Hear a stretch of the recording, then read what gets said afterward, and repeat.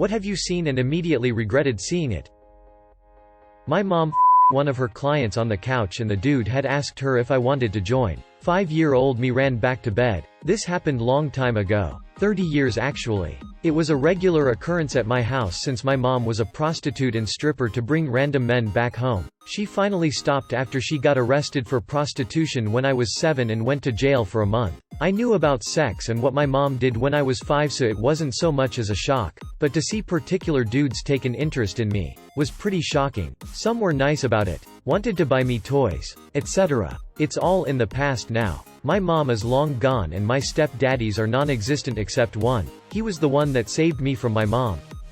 Excuse me? My daughter showed me a pic and before I could look away it was burned into my memory. I cringed and shuddered for 2 weeks after seeing it. I'm guessing that it's because of a trypophobia feeling. It was a pic of a bald man's head. He had had hair plugs put in. All of the plugs became infected and the hair fell out. Rows and rows of tiny pustules all over his head. A dude putting on goggles saying he's diving into that pussy then proceeded to shove his entire head into someone's vagina.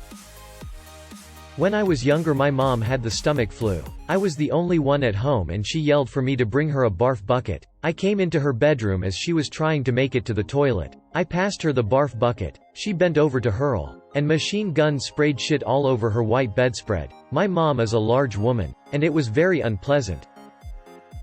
I was shown a video of a woman stretching out her asshole, filling it with cereal and milk, and another girl eating it with a spoon. Booty loops.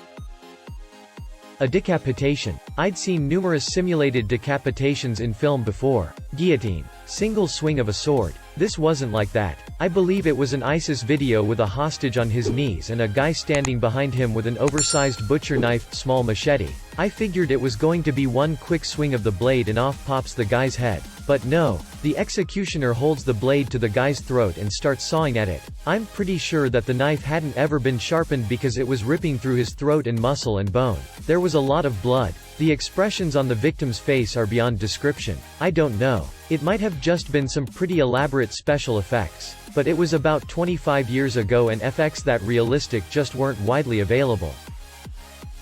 Watched a coworker get hit in the head from a 25-pound piece of metal moving way too quickly and the first aiders trying to give him CPR. Never saw death before that and hope to never see it again. Watching someone die in their 20s is something I wouldn't want anyone else to experience either.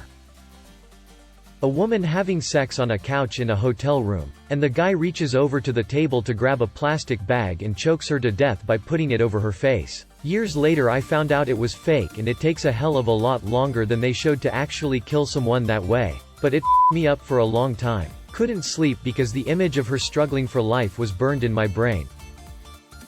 Just after my husband and I split up I was going through our videotapes to find a blank one to record something. It was a video of my husband having sex with someone that was certainly not me. I cried.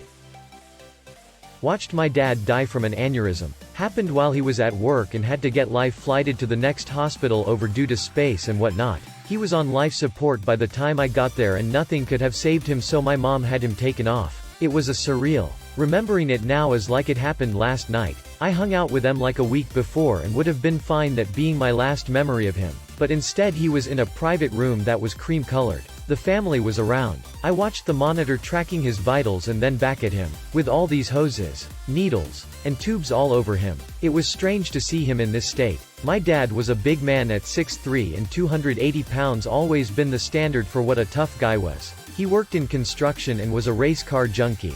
You would almost think he could punch through a brick wall, down a bottle of Crown Royale and ride a bull using his legs only. I watched as his heart rate slowed down in what was surely minutes but felt like hours. It was an agonizing experience to watch, but I was frozen in place, silently praying that he would just wake up. Then that warning arose from the machine that he was no longer there, then seeing that final twitch in his body. That broke me as I thought for a second he was waking and trying to struggle for air, but it wasn't. I have never experienced death like that before or since. A couple good things though. He was a die-hard Dale Earnhardt fan and passed in the room next to where apparently Dale Sr. passed. He taught me many valuable lessons. And weirdly so, I received a voicemail the day prior from him that while I don't have any longer, I'll never forget his words. Miss you, Pops. Seeing my cat with an infected gaping hole in her stomach and a chunk of the side of her tail gone after having been missing for 3 weeks. She just walked in the back door looking all starved and dehydrated like there was nothing wrong, but she kept lying down to lick herself and I saw crusted blood on her tail. We took her to the vet. She somehow completely recovered and is doing really well, surprisingly. Much tamer than the rest of the stuff on this thread, but still wanted to share. One of my students passed this past August. He went through septic shock in the hospital several times before it was finally too much. He had cerebral palsy and was confined to a wheelchair, but was always a happy kid, laughing and smiling. At the funeral, when I went up to see him, his makeup was awful. He was clearly still very purple, and he was so bloated. Though I know the makeup couldn't cover that. He didn't look like himself. He didn't even look very human anymore. I've never seen someone look like that at a funeral. It was the worst thing I had ever seen. It was him, but it just wasn't him. I cried for a long time. Angel's Melancholy. Not because of the gore or hardcore sex, but because it took 2 hours and 40 minutes of my life. It's one of those movies where you think it's over, but then it just drags on and on, and on. I have a thing where I need to finish any movie I decide to watch, regardless of how much I hate it. I grew bored about halfway through and started playing on my phone and checking how much was left on the video's progress bar. When my wife gave birth to our first child, it was an emergency C-section after 32 hours of labor. While the surgery was going on, they put up this curtain between her top half and her bottom half. And although I was scrubbed down to be in the room with her, they advised me to not peek over the curtain. It wouldn't hurt if I did. It just wasn't a good idea to. I decided to take a look right before they got our son out. It was likely the most horrific thing I've ever seen in my life. They take the entire uterus out, take the baby out of the uterus and then put the uterus back in. Holy shit, it was like looking into the mouth of madness.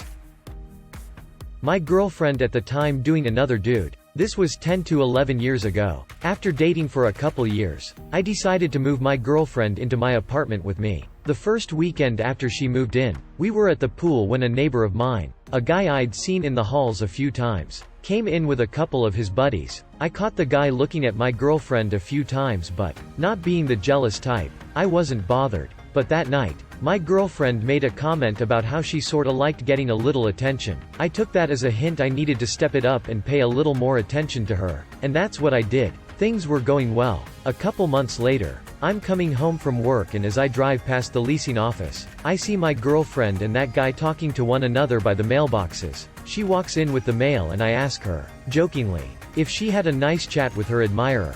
And here's where alarm bells should have gone off. She lied to me. Flatly denied that she saw or spoke to him. I reassured her I was only kidding and she just kept reiterating that I might have seen someone talking to him but it wasn't her. Instead of dragging it out into a fight, I just let it go. A month or so passes. I'm sitting at my desk at work eating my lunch and I dribble electric yellow hot mustard on my shirt. I had a big presentation later that day and I couldn't go in looking like pig, but fortunately, I lived close to work so I could just swing by and change real quick. First thing I notice when I get home is my girlfriend's car. We had assigned parking and our spots were right next to one another. I remember thinking, like, wow, she must be super sick to come home from work and not tell me about it. When I opened the door to my apartment, I could hear that unmistakable sound of pelvis clapping against butt cheeks, but my brain couldn't comprehend it. I guess my bedroom was on the back side of my apartment, at the end of a long hallway. They had left the door open and from the end of the hallway, I could see,